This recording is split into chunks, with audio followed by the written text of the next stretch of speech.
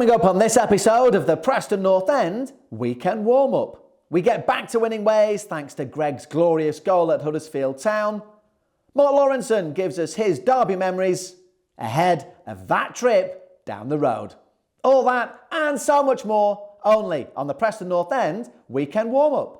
Hello and welcome to the Derby Day edition of the Preston North End Weekend Warm-Up. So much to come and smiles on everybody's faces again. Thanks to a 1-0 win at Huddersfield during the week. Let's remind you of all the action.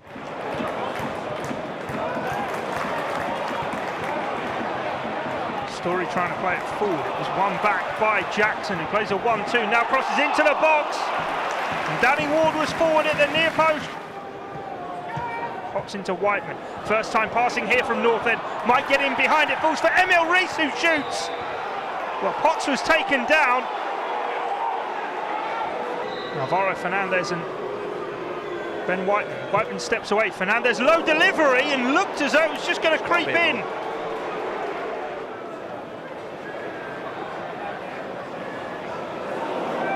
Woodburn here brings it down towards the byline. Is this a chance right at the end of the half for North End? Immediately blocked, falls out to Fernandez. He smashes it goalwards. And strong reactions from Lee Nichols. Whiteman curls it towards the far post. Cunningham's up! And he sets the away end off. Greg Cunningham finds the back of the net. He, the man who breaks the deadlock at the John Smith Stadium, and just look what it means to the away end. Fernandez finds Brady. There's two forward here for Preston North End. Brady has Rees ahead of him. Plays him into the wide right area. Emil Rees now into the penalty area. Head down, trying to find his route to goal. Has three waiting in the middle. Digs out the cross to the far post. Fernandez was there, but he couldn't hit the target. I think I said to you before that I love coming to Huddersfield, you know, with the fans behind the goal, especially attacking them second half, and you get a goal there. You know, the fans have obviously been in work today and then come down and get 3 points. It's fantastic for them. Tough times don't last, tough people do, and we've got a tough group in there, because when you go from top of the world, when you beat two fantastic teams in West Brom and Norwich, and then you come away and you've lost against, you know, Bristol City in the week we had, and then Stoke, to come here and put on a performance the way we did today, I thought was fantastic, because, you know, we can't get too carried away, never get too high, never get too low. I've said that all the time, but I thought the performance was well worthy of a couple more goals. Thought Alvaro's one at the end there, if he puts that in, we go and get another, and, you know, at the end of the day, for us, it's about winning games of football, however way they come. But I thought we dominated the game from start to finish, more or less. They had a few bits of moments, of course, because they're going to, but I thought we were fantastic and overall well worthy of the 3 points. Back-to-back defeats, you don't want to get into a rot and lose 3 and 4 on the bounce, so to come here and get a win, I think the performance was brilliant, everything that we wanted, and we're ready for Saturday now. Right, it's time for a former player chat now, and someone who not only has played for North End himself, but his dad also played for North End. It's Mark Lawrenson. Of course it is. But neither of them played in the derby game against the team from up the M55. However, it still means as much to Loro as it does to you and I. Well, yeah, obviously just the fact that we need to beat the old enemy. The only one I ever played in was in the youth team. I think it was a 2 legs, obviously home and away. And I think we might have beaten Blackpool in both legs, which obviously felt really, really sweet. But I've been to obviously quite a few. Generally, the ones I've been to haven't finished well for us. I was at the one, I don't even know if you were born, Crabbers. I was at the one where very last game of the season, and I think Blackpool needed to win to go up or be champions. And I'm pretty sure Mickey Walsh, remember Mickey Walsh, the one who went to Everton and played for Republic of Ireland with me? I think he scored on the day, but I was sat. Would you remember the cinder track round the ground at Deepdale? Yeah. I was sat on it. I had a season ticket for the West Stand, but I thought, oh no, bugger that. I want to get like close to it. And we were all sat round the cinder track. But I mean, they swiped us completely. They were brilliant that day. In all honesty, it hurts me to say so, but they were outstanding. I mean, as you say, in terms of when you were playing, I think we played them 73, 74 would that have been, maybe? And then not again, probably for the best part of a decade. So when you were actually on the pitch.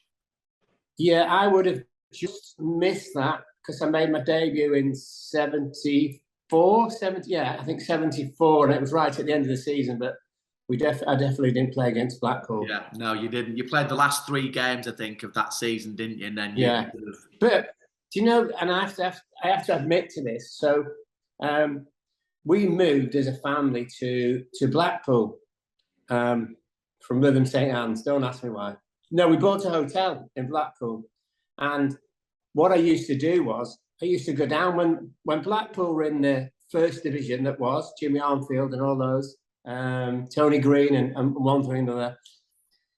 I could walk to the ground, but my mother wouldn't let me go because there was like loads of violence, wasn't there? They were like shaving, flipping pennies and chucking it, and all that kind of stuff. And I used to pretend to go out, and it was like be about 4:15 in the afternoon for a 3 o'clock kickoff, and I'd say to my mum, "Oh, I'm just going to go into town or whatever in Blackpool," and I'd run to the ground and. The last 20 minutes, they opened the gates, didn't they? For people, so I'd go in. I'd go in and watch. And at that time, they were going to get relegated, so they were losing quite a lot of games. I told Jimmy Armfield this story as well, and I can't. I mean, for the nicest man in the world, I think he actually swore at me. Yeah, my Auntie Jean used to do that with me. We used to walk across Moor Park and then get the last 15, 20 minutes at North End as well. Why not? Do you, you've obviously achieved many things as a player. Do you wish, if that is such a thing, that you had played in one of those games? Would you like to have played in one of them? 100%, absolutely, because they're just completely different, as everybody knows. And it doesn't matter if one team's top of the league or the team's bottom of the league. It's still, it's that pride thing. I can obviously go back to my days of derbies with Everton, and I had a sponsored car, and it was sponsored by Skyway Ford, which were in Speak. Big red thing, honestly, it was like a mobile post box. It was ridiculous, but my name was all over it. 2 weeks before the derby, never took it to work, as we called it. Never ever took it, because you know what happened? You'd be up at the lights, and like I just looked straight on, and I know some bloke will be looking from that side or that side and going, you're a or hello, Loro, and all that kind of stuff. So, and I knew what that meant to everybody. So, look, wherever we are, even if we played him in the cup games, you just want to win because, it's the way that it is, isn't it? But I think hate's a really strong word. I don't hate them. But I just obviously want us to beat them, which is whatever. So what are your memories of derby matches in recent years? They've been better, haven't they? The results have been better. Yeah, the results have been better. I think we've been more competitive. No doubt about that. So it's, whatever I think about our team at the moment, we are very competitive. Yeah, we don't score many goals, but if we keep nicking 1-0s, who's bothered? They work very, very hard, and we're very, very difficult to beat. And that's the very least we're going to have to be at Bloomfield Road. And the reality is, as much as I know some people will possibly boo at me for saying this, we're still within touching distance of the playoffs. I mean, realistically, within touching difference. It's not like if they lose and they do. It's like it's down to a win is enough to get them in the top 6. Yeah, well, I mean, look, any top team is reliant on being strong defensively, which we are, as we know. So, once you've got that platform, you will always create chances in a game. Unfortunately, we might not, many spectators think we don't create enough, and there's not really an argument against that. But, if we can keep this going until, obviously, the next transfer window, then who knows? So in terms of then morale, and as fans, we're obviously emotional. That's the whole point of being a football supporter, isn't it? Yeah. What difference will a win on Saturday mean for North End and for the remaining games up until the World Cup break? Yeah. Oh, but it's big. It's a spring in your step thing, isn't it? And especially because we're going to be away. So, and There's one thing about Bloomfield Road. There's a great noise, you know, coming from there. I think the ends are all filled in, aren't they? And you know, regardless, whatever. Because I went a few times when Simon Grayson was managing, just to go and watch games and everything. And there's a really good noise. Look, it's a big thing. You know, you start of the season, your average North End supporter looks at the fixtures and he goes, when do we play Blackpool home and away? So we all do it. So to win would be a massive boost, certainly. Well, let's hope for another big boost this weekend. And to get you even more in the mood, as if you need it, of course you don't, but this is why we're here. Let's take you back to April and that 1-0 win at Deepdale. It's all about redemption for North End tonight in the biggest game of the end of season running. After a painful defeat in October to their near neighbours, it simply must be put right tonight.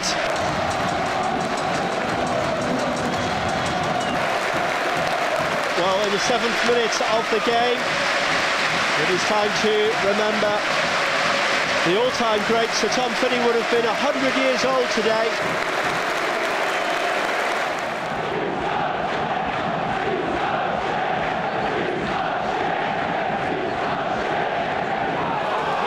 Johnson, who stole it high up the field. He plays it left to Archer, who's trying to make room for the shot. It took a deflection and goes behind for a corner. Whiteman ready to try and put it on top of the new keeper as it's played in, it's off the crossbar. So close from Andrew Hughes.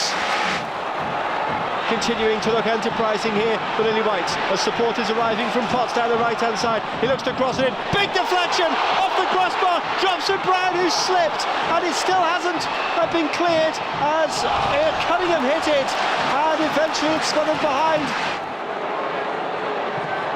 And the cross is blocked by Potts. Keogh trying to knock it down for Anderson again, and the pressure by Whiteman, who's gone down looking for a free kick there. The referee allowing play to carry on, and this could be a counter-attack for North End. They've got bodies streaming forward. It comes out towards Cameron Archer here. Can he find the finish? He can! Cameron Archer has done it for North End in the West Lancashire derby. The deadlock is broken, and it's Archer who has found the bottom corner. A moment to remember for the youngster, and a goal to savour for the home crowd. Whiteman is poised and ready. Right-footed, he plays it in towards the far post. It's headed down and might drop for Alan Brown. Archer could leave it. Instead it's Whiteman! Just wide, and only inches wide at that. Pesci Anderson scored against North End in October. He's lining this one up now to try and find an equaliser. He does hit it and it's just wide. He can't believe that hasn't got in. North End have got everyone behind the ball here to defend as it's out towards the winger again, Bowler, who heads it in but it's headed away, and now it's Cameron Archer, who's got a long way to go this time. From deep inside his own half he runs forward. Rees is calling for it to the right. Archer's continuing to go alone and Rees is frustrated that he wasn't played in by his strike partner. It's Maxwell who sends it forward. Daniel Everson's after it. He gathers it and there goes the full-time whistle. Preston North End have done it in the West Lancashire derby. It's Cameron Archer's goal that has won it against their arch rivals. And listen to the noise and look at the celebrations everywhere around this stadium. This is what it means in the West Lancashire derby. Over the moon, 3 points, and on the derby day it's even better. Yeah, amazing feeling. Try to score every game and hit the back of the net and went over to the Blackpool fans and hopefully the P&E fans enjoyed that. Listen, that one was for the fans. I felt the atmosphere before it. I felt the occasion building. I was told in no uncertain terms from a few fans what it meant. We needed to make sure that the lads were up for it, and I thought from the first whistle, the tackle from Potty set the tone. Fantastic goal from Cam. Thought we could have had one or two more, but thought we were excellent from start to finish. I can't stop smiling. You know, we said amongst ourselves before the game that this was massive, considering we haven't given the fans much to share about all season. This was the least we could send them away with a good victory and a smile on their face. And you know, it wasn't pretty at times, but it's a win, and that's all that matters. And you know, we've given them the bragging rights and got one over on them. Right, let's give you the inside track on what's happening here at Exton, and also what we hope will happen this weekend at Bloomfield Road, where Brad Potts returns to face his former employers. We'll hear from him in just a moment, but let's start with the manager, Ryan Lowe. I think obviously my first experience of it last season at home was fantastic. To get the performance and a win was just as good. We know obviously bragging rights are at stake, and fans wanting, you know, that win and bragging rights as well. But it's a derby, and most things will go out the window regardless of form for both teams, whether they're winning, losing or drawing. I think it's a game that's going to be potentially fireworks, because both teams are wanting to go and put on a show and get 3 points. Everyone's had their eye on it, especially me, to be fair. Obviously it's probably one of the first fixtures I look out for when they do come out. So but no, we've just got to treat it like a normal game and not let the occasion get the better of us, really. But we'll still plan and prepare where we feel, as we do every game, in terms of we can nullify their strengths and find the weaknesses, which is of course we'll do. But yeah, I think a lot of stuff does go out the window in terms of, especially in terms of late performances of late or results of late, because ultimately it's two teams locking horns, it's a derby, and everyone's wanting them bragging rights. And that's certainly what's going to happen Saturday afternoon. I just think if you look back to the home game and and you see how everyone was after the game, we've just got to remember that and kind of, well, hopefully after the game it's like the similar feeling, really, because you can't beat it. Obviously, bragging rights and winning in a derby, and I think it can kind of set up your season with building momentum, and it just puts everyone in a good mood, really. Even more so because it's a derby. Our away fans have been different class all season, and we'll want that to continue. And they'll be making some noise, I'm sure they will. But yeah, we're hoping to put on a show for them. You want to do well, and you want to send the fans home happy. So we know we've got to produce on the day, but deal with the pressure. And like I said before, not let the occasion get the better of us. And I think if we do play our game and we control the pressure, then I think we'll have a good chance. You were already in the mood for this match anyway. Hopefully this has turned it up to 11 for you. If you haven't got a ticket for the match, please don't travel. All our tickets have sold out. So the best thing that you could do is listen on iFollow PNE. The full match commentary is there. And if you want to buy a ticket for any of the other games between now and the World Cup break, also visit mypne.com. All the details are on there as well. Right, that's it. I'm getting giddy now. Hopefully you are too. What do? Certainly going into this game, before we go, we say bye-bye and come on, you Whites!